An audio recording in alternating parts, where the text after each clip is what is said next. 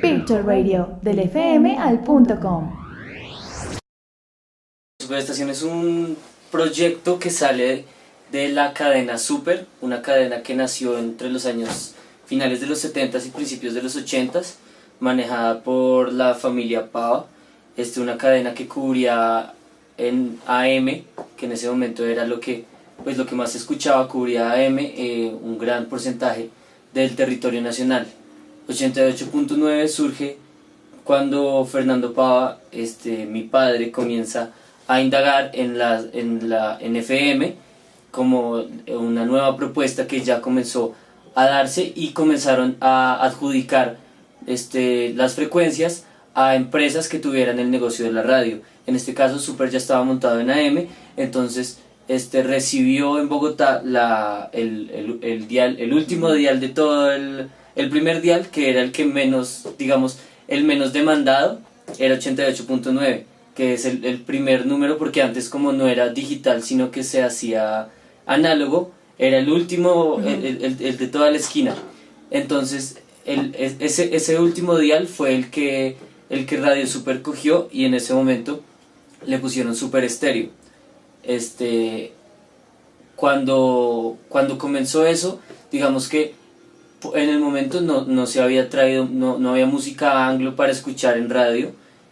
Lo que se escuchaba era música más que todo de acá, latinoamericana, y noticias, y radio hablada más que todo. La forma en la que revoluciona Superestación es cuando comienza a traer música anglo, tanto rock como pop, disco, funk y todos estos géneros que venían de Europa y de Estados Unidos, y que como tenía que ser en un formato que en ese momento no era digital, sino que tenía que traerlo en vinilos y en otros formatos anteriores al vinilo, tenía que hacerse viajes hasta allá para poder traer esos contenidos. Entonces, digamos que en ese sentido, la migración de la música hasta acá tenía que hacerse de forma análoga, en formatos, y esos formatos los comenzó a traer Superestación, y comenzó a generar un nicho joven que quería escuchar nueva música, que estaba muy metido también en lo que estaba pasando en Europa y en Estados Unidos con las nuevas tecnologías que se estaban generando en estos lugares, y también con la nueva música. Entonces, digamos que Superestación nace de ahí, y la forma en la que comienza a revolucionar la radio es el tipo de música que estaba trayendo, y comienza a cambiar, digamos, la forma de dar las noticias, la forma de hacer la radio hablada. Comienza a traer formatos también de Estados Unidos y de Europa, más que todo de Estados Unidos, como The Morning Show, que es el zoológico de la mañana, un formato que ya se hacía en Estados Unidos, pero que se trajo y se adecuó a la escena colombiana, y se hizo radio entretenimiento. De eso fue de lo que la gente se enamoró en Superestación, de las voces del Capi, de Papuchis, de Perdomo y de toda esta gente que todas las mañanas acompañaban a la gente y que hacían reír a la gente dando las noticias, pero de una manera muy amigable y poniendo siempre buena música. Okay. ¿Y cómo fue esa transición al internet? Porque surgió la idea de moverse a una radio online. Digamos que antes de trasladarse completamente a radio online, Superestación fue de las primeras emisoras en Colombia en también hacer streaming online, en tener el dial y el streaming desde principios mediados de los 90s, me parece. En ese caso ya pasaron, creo que 7 o 10 años en que la emisora estuvo tanto online como en dial, para que, digamos, comenzaran a surgir otras escenas en el espectro musical colombiano que comenzarían a quitarle el prestigio que tenía la emisora. En ese caso ocurrieron dos cosas fundamentales. Las nuevas generaciones, lo que querían escuchar las nuevas generaciones, cuando la generación de 88.9 comenzó a migrar a otras emisoras un poco más adultas, como la gente lleva creciendo, como la FM o la W, y la gente joven que comenzaba a escuchar radio, quería escuchar más cosas como la Mega o los 40 principales. Entonces, digamos que entre esas dos, junto con digamos que una competencia que no fue tan leal que se hizo, de haber contratado y haberle dado unos salarios que desde una cadena como Super no puede pagar, sino que solo Caracol y RCN pueden pagar, ese tipo de salarios, comenzó a quitar todos los locutores y a dejar a la emisora sin esos locutores y con un nicho de personas que ya se habían trasladado a escuchar otro tipo de música y otro tipo de emisoras en otros formatos. Okay. Bueno, ¿cómo son ahora entonces los contenidos y la parrilla de programación de la Super Online? Bueno, digamos que el espectro digital cambia completamente la emisora cuando un medio de comunicación cuando es digital y en especial una emisora entra dentro de una competencia mucho más grande que solo radio online, porque la gente cuando está online uno no solo compite contra emisoras sino contra blogs, contra plataformas que ya están hechas como YouTube, sí, te estaba contando, entonces uno entra, la emisora online ya entra a competir con otras plataformas y con otros contenidos muchísimos más grandes y que aprovechan de una mejor manera todo lo que se puede hacer a través del online, ¿sí? No solo el audio sino también lo visual. Uh-huh. Cuando se comienza a competir con eso, la emisora comienza a caer en cuenta de que sí hay gente que todavía busca radio online, sí hay un nicho que busca radio online, pero la forma de acceder a la gente más que todo está en generar contenidos online de diferentes formas. Entonces, hacer tanto videos como podcast, como entrevistas, como usar el Facebook Live, usar el YouTube Hangouts, usar todas estas herramientas que nos dan las nuevas plataformas para generar contenidos y no quedarnos estancados en solo un streaming. Porque además de que el streaming sí, desafortunadamente no es gratuito y no se puede conseguir hacer un streaming 24 horas en vivo gratuito, sino que a uno le dan 1 hora gratis y de resto tiene que pagar, y digamos uno ya para pagar eso necesita hacer una pauta y toda la pauta se le va en el mismo streaming, entonces no termina siendo rentable. ¿Cómo se hace que una emisora online ya tenga la suficiente influencia? Yo diría que no es centrándose solo en el streaming, que además del streaming la emisora tiene que ser influyente a través de otros contenidos, influyente en la social media, en todas las redes sociales, tener frentes en todas las redes sociales, hacer contenidos, si bien es de música, hay problemas con los derechos de autor en Facebook y en YouTube, entonces el streaming sigue siendo una opción, o los podcasts, entonces ahí salen plataformas como Mixcloud o Soundcloud donde se pueden hacer programas y se pueden montar programas, pero entonces ahí uno cuenta con el problema de que no es en vivo y de que si uno lo hace en vivo y lo monta no es la misma dinámica. Entonces digamos que hay una serie de problemas y de eventos desafortunados que ocurren para hacer radio, pero yo creo que estas cosas que ocurren como que indican un nuevo camino para los medios y para la emisora online, para saber cuál es la forma por medio de la cual debe generar una influencia en las personas y a través de esa influencia hacer parte del espectro digamos que incide en la población, porque la influencia al final es la que genera la pauta es la que va a poder generar la rentabilidad para que la emisora siga funcionando, pagando los sueldos, contratando gente que trabaje y que haga buenos trabajos. Entonces,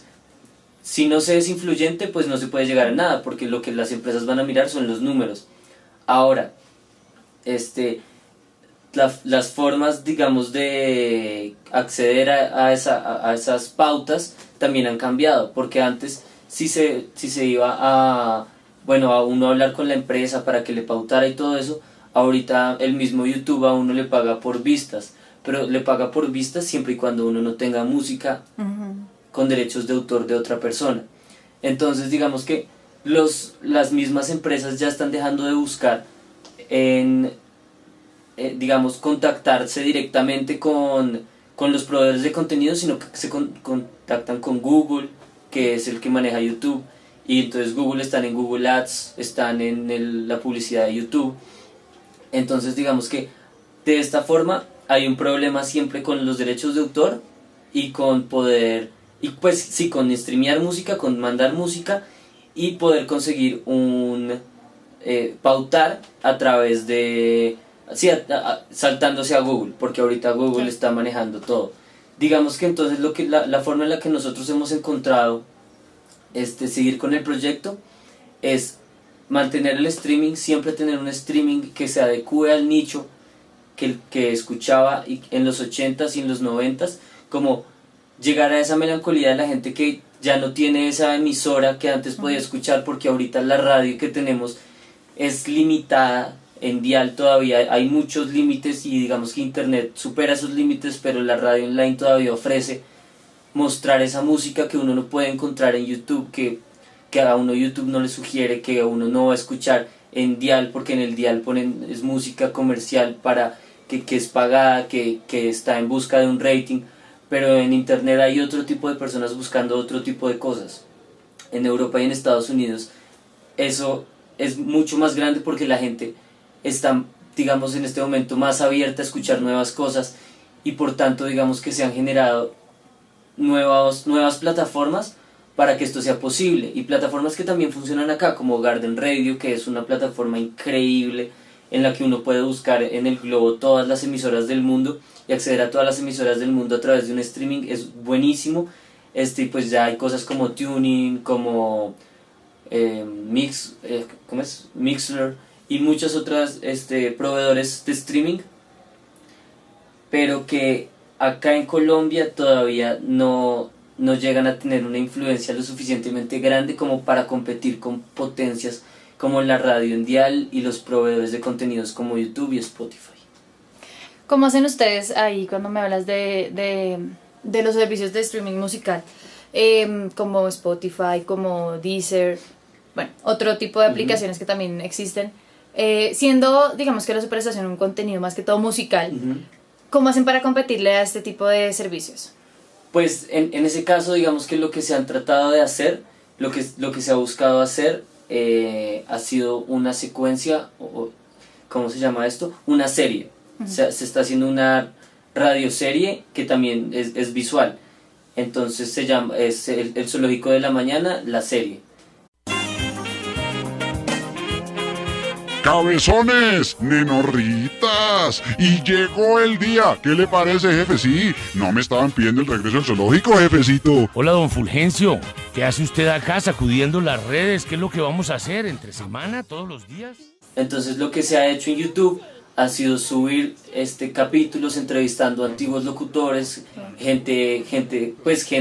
de la onda de los 80s y los 90s que estaba muy metido en el tema de la música, y generar muchas vistas, porque a la gente le gusta mucho recordar aquello que pasaba en los 80s y en los 90s. Eso en cuanto a YouTube. En Spotify y estas plataformas, digamos, se tiene un proyecto de comenzar a hacer podcast, porque los podcasts sí se pueden subir. Ahora, esos podcasts vienen acompañados de listas,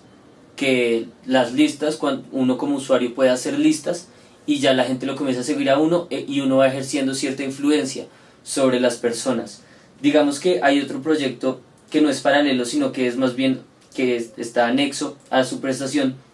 que es más mi proyecto personal, que se llama La Curaduría, en el cual ya estamos haciendo, nos estamos moviendo, además de como medio,